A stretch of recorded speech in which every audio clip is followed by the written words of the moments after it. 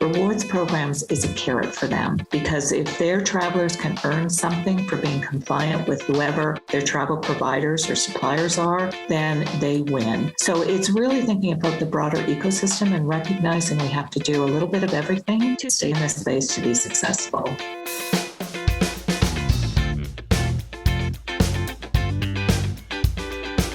Welcome to Behind the Numbers Brand Anatomy, the eMarketer podcast that looks under the hood of your favorite brands, made possible by mParticle. It's April 20th, and I'm your host, Director of Insider Intelligence Marketing and Commerce Briefings, Jeremy Goldman.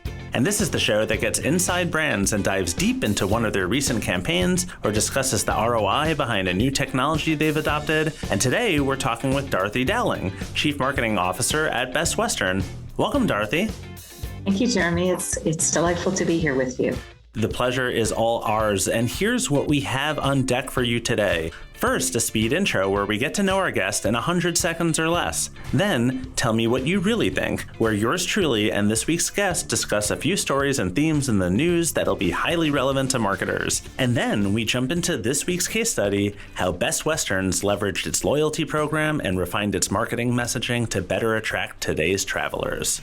All right, Dorothy, time for speed intros where we get to know you and see how quickly you think on your feet. 100 seconds on the clock. Our producer, Victoria, will be timing you. Your time starts now. First off, what's your core mission at Best Western?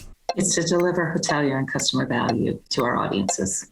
What's something about high school age Dorothy that I would have never guessed? That I was an athlete. I'm not a good one, but it was a great learning experience. What is your number one hidden talent that has absolutely nothing to do with marketing? I would say that I am good at mental math. I dazzle retailers with how I figure out discounts and value props. Favorite city to travel to? I'm from Toronto originally, so it's my home city, and I love to go there as often as I can. Great city. What do you consider to be the most annoying thing about yourself? I overthink things, so I think sometimes I drive people a little crazy with challenging assumptions and making sure we have the data right. Join the club. The world is ending in 5 hours. How do you spend that time? Definitely with my family, including all my fur babies. I'll have to ask a follow-up question about them afterwards. Who's the number one marketer you'd want to grab a coffee with? Ravi Salagram for years is someone I have followed. He's just a brilliant individual that has transcended many brands, and I love seeing what he's doing in his world. Love it. And last one, what is your biggest pet peeve? Today, it's really about human kindness, Jeremy. I just think that a lot of us have lost track of that through COVID, and it's around all the frontline workers who show up every day to make our world a better place. So I hope we can find that again. Well said. You pass with flying colors, one of the best performances I've ever seen in this segment of the show. So hats off, metaphorically. And now it is time for Tell Me What You Really Think. This is the segment where I pick one or two stories in the news that'll be highly relevant to brand marketers and get our guests' perspective. So Dorothy, I wanted to ask you, this was a story that we covered in one of our briefings recently, that the Gen Z and millennial-focused hospitality brand Selena has partnered with payments and loyalty platform Imprint to launch a rewards Visa debit card, and the card lets users earn cashback across 144 different hospitality properties and 1% cashback everywhere. And it's really interesting. I know we're going to talk a little bit more about loyalty when we get to the case study, but this was very interesting to me because it's the hospitality world, the loyalty world. What do you think of schemes or programs like this? Or do they make sense?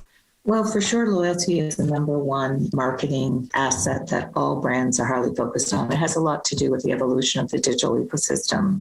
When I had a chance to look at the Selena body of work, it makes sense to me given their size that they had to lean into a co-brand. And we're all focused on our co-brand partners today because through COVID in particular, it allowed us to have a platform to communicate and add value to our customers. So strategically, I think it's a good move for a smaller brand to do these kinds of things. But I also believe that the number one asset, the reason why people participate in anyone's loyalty program, is they want to stay within the organization. So being able to redeem for free nights to me is the most important offer we can bring back to the customer. And I'm glad that you mentioned that because it does also seem to me it's one of those things where I'm seeing more and more of these programs. And it's interesting because loyalty means so many different things. You can sometimes have a company that doesn't have a loyalty program, but they might have better loyalty on average than everybody else. And I sometimes wonder, as a former marketer, are we kind of all racing to introduce the same exact types of loyalty schemes? And if so, then there's a risk of being left behind, but also doesn't it just become like table stakes? So it's just a thing that you have to offer and everybody else does the same thing. No, I think that's a great perspective, Jeremy, and I think there's truth in what you have to say. But when I think about brand, I don't know that loyalty is the right name. I think initially when we launched and we talked about these being frequency programs, but it is really to reward customers with a currency. And we have learned through our journey over the last, Best Western is now 77 years old. It has been a really vital part of the value proposition because customers do want to earn points. They really view being able to stay and hopefully pay for their vacations through the currency they earn is part of the current value proposition they look for. So I do agree it's table stakes. Most customers have 4 loyalty in the hotel space alone. They have 4 in their wallet because location and price still drive there than 1 and 2 decision points for most travelers. But the loyalty program will be that third point of choice in terms of driving consideration. We also had another story that we covered recently about Dollar General launching 3 financial offerings, tied towards getting people back in store, getting them spending more with Dollar General. They have a buy now, pay later pilot with Sezzle, a cashback rewards, and partnership with FIS. They have spend well bank accounts and debit cards. So it's interesting how it almost seems to me, like, tell me if I'm wrong, but that there's been increased cross-pollination, I guess you will, between the loyalty world and the payments world, and that these two things are inexorably linked now.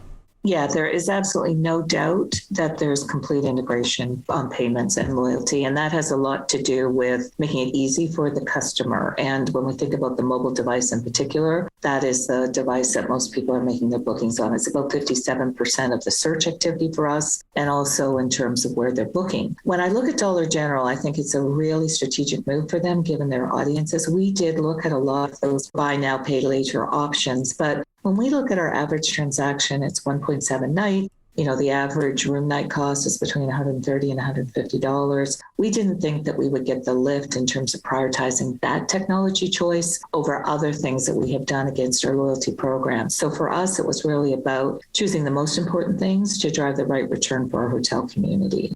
I think one of the things that I kind of keep coming back to is that loyalty is something that still is incredibly important, but it seems like people's relationship to it changed throughout COVID. And is there a danger of people, brand marketers, not necessarily thinking as much about how to make people fall in love with a brand, and us just thinking so much about these kind of mechanisms and gamifying loyalty, if you will, rather than getting people to fall in love and coming back because they truly love brands? Like, I happen to go to Dollar General whenever I pass one on the road. There are not that many in my neck of the woods, but, it just seems to me that maybe it makes sense to spend an equal amount of time getting people to fall in love with your brand rather than to have some kind of mechanism to get them back in store.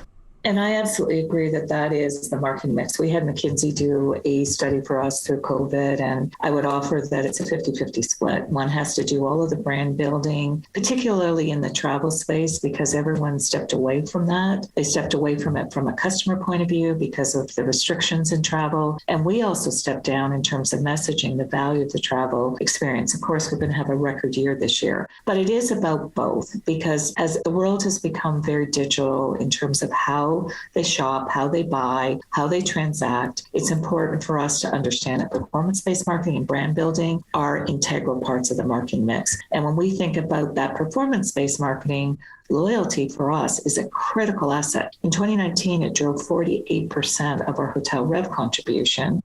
We're number 3 behind Hilton and Marriott, who are the absolute leaders in the space at 55 and 60%.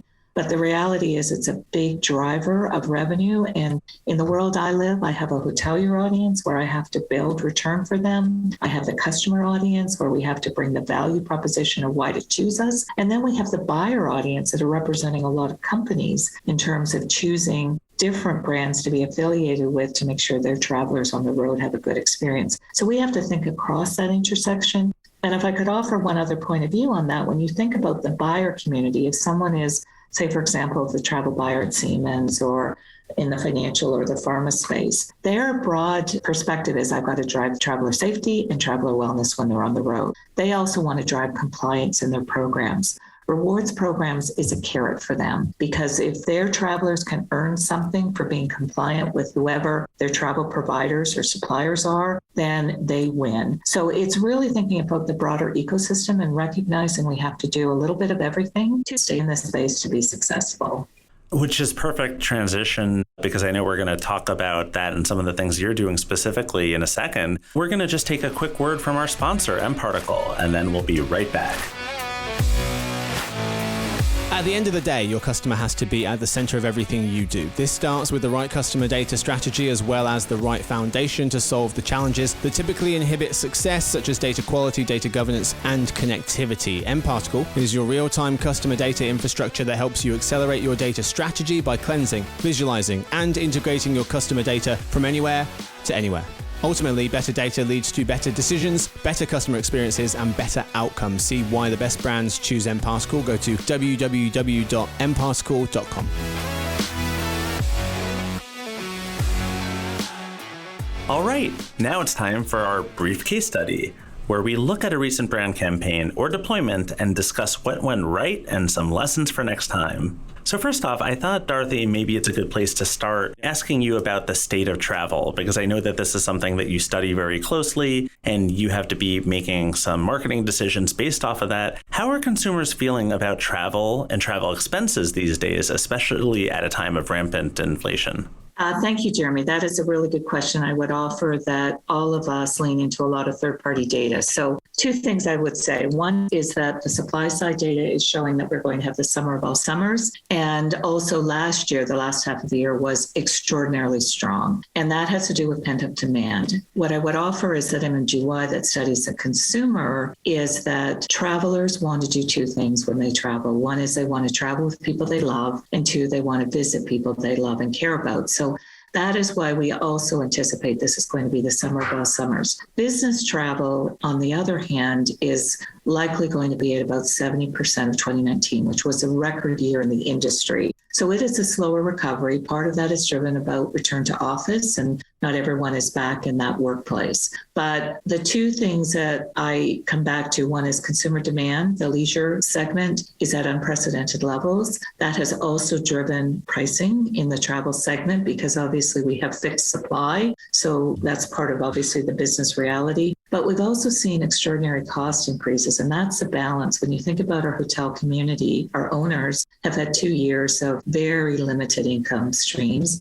But you look at the four major cost increases: labor, which has gone up dramatically, utilities, which has gone up dramatically, particularly most recently with fuel.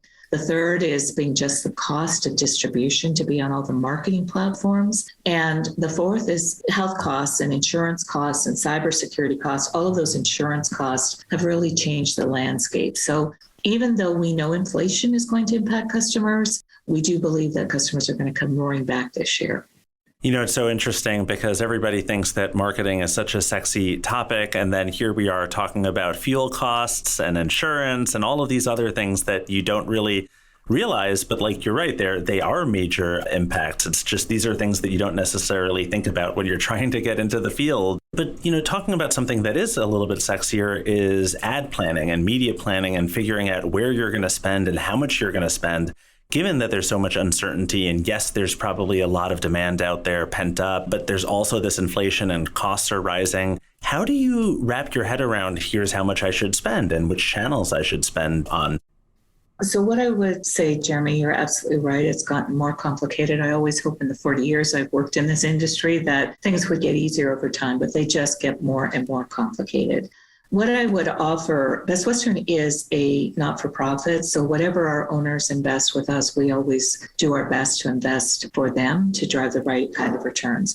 We are very blessed to work with Coty, which I always consider the GOAT in the digital marketplace, because they have such sophisticated technology that have allowed us to really optimize our investments. So during COVID, we were very sophisticated. We were only displaying on all of the digital channels when Jeremy was showing intent intent to travel to a particular location for a particular time period. So we would display on any search engine or sponsored type of listing to really optimize, hopefully, winning your business.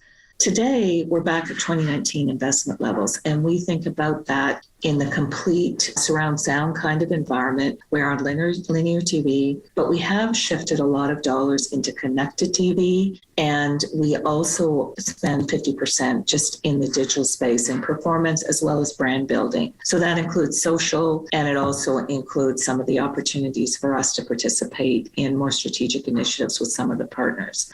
We are very grateful because our business results have outperformed. We had extraordinary business results during COVID. We ran at about 127 index number, which means that we were 27% against our competitors. But I fundamentally believe it's because we have a strategic framework in terms of advertising investment.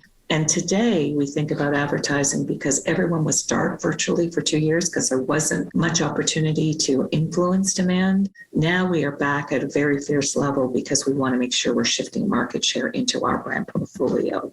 Which I think makes a lot of sense. And I think at the same time, it makes sense to be speaking to people in the language that shows that you understand their pain point and where they're at. And I'm wondering how the fact that travel expenses are what they are and so high right now, how does that impact and shift the way that you message to consumers?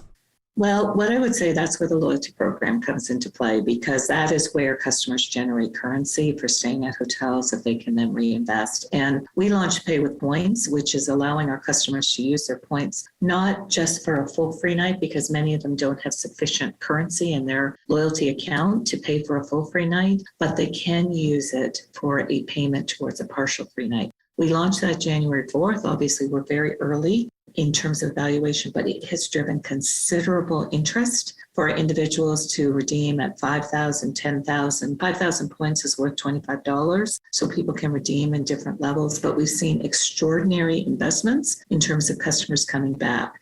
The other thing I would offer to you, Jeremy, we did a communication out to our rewards members with regards to the Ukraine situation. I just can't even describe how I feel about our rewards customers. Within 3 days, we had $100,000 worth of points just in the US alone from our customers who chose to redeem points and put it in a matching opportunity for us to donate to the Ukraine. So I would say that travelers in general want to use their points to help them defray some of the costs of expenses. But I also want to say that our customers, truly, their hearts are always in the right place when we go out for cause marketing opportunities to participate with them. So I'm glad that you mentioned kind of the new program or the reinvigoration that launched on January 4th. And of course, share any numbers and any success. I know it's very early on with that, but I'm wondering also, as a follow-up, what else you're thinking about. I know it's a matter of you launch something and then that's the end point, and then that becomes like a new start point to launch a campaign or reinvigoration of what you just launched. So what else do you have planned for the rewards program throughout the rest of the year? And how do you know it's working, and what do you think you could do better? Well, what I would offer is a summer. We know it's going to be the summer of all summers. So we are saying for those customers that choose to stay 2 nights with us, we're going to reward them with a free night. That free night will be eligible for redemption after Labor Day, so it will bring them back in the fall season. But it is recognizing the fact that there is this pent-up demand for travel, and the most important value proposition we can bring to customers today is free nights. Relative to learning, that's always a journey. I always love the comment about we all love to win, but when we don't win, the goal is really to learn. And what I would offer with the Pay with Points program for us, it's really just understanding all of the technology plays around how to make sure that we represent it to the customer and make it easy. So we have a slider scale on our website so that Jeremy can actually say, okay, 5,000 points buys me this much of a discount, 10,000 points buys me that much of a discount. One of the things that surprised me was the number of customers that go over to 100%, because they also can choose for a full redemption of a free night, which is in many cases a little less expensive on their currency. So it's understanding that not all customers truly understand our redemption process, and we have to message some of that so that they can use their points to really drive the ultimate outcome for them. And correct me if I'm wrong, but I'm wondering about what the relationship is between, you get people in, they come more often by virtue of a rewards program, then they get trained to maybe book directly with your brand, which then increases engagement. I mean, how important is the idea of booking directly to your industry in general and to Best Western? Well, what I would say during COVID, our loyalty programs kept all the brands alive. So we generate on our website about 80% of the booking is loyalty members. And I would say that's fairly consistent in category. It's probably 70% in general. So during COVID, it was a survival mechanism. But you are right, as we think about our future, it is really thinking about our customers and lifetime value. But the other piece of that puzzle is really understanding the advertising digital ecosystem. And with cookies going away and some of the privacy rules changing, having a really strong customer data platform that we can integrate with all of our advertising investments allows us to optimize our results. So if I go back to Coty in terms of what they do for us, is they help us balance our investments, because if Jeremy is going into Grand Canyon and we know that Grand Canyon is going to sell out, we can stand down in digital ecosystems. That's how sophisticated that customer data platform allows us in terms of our investment strategies.